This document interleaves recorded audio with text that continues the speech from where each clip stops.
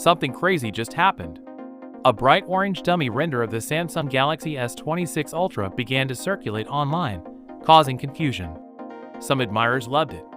Others described it as a shameless replica of Apple's new cosmic orange iPhone 17 Pro Max. And, while the render could be AI-generated, it raises legitimate concerns. Will Samsung actually sell the S26 Ultra in the same blazing color? Because if they do, the backlash will be huge. Aside from color disputes, Samsung's actual game changer could be behind the hood.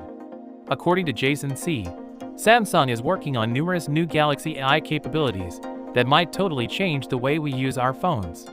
We're talking about a meeting assistant that translates conversations in real time, a smart clipboard that recognizes what you copy and instantly searches or summarizes it, a social composer that creates perfect social posts or product reviews from images, and a touch assistant that translates and organizes on-screen text for easier reading.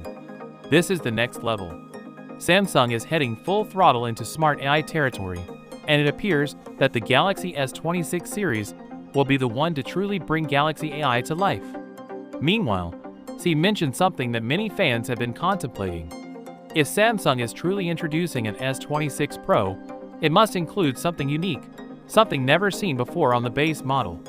Because if you're going to call it Pro, it ought to feel like it, not just another little tweak.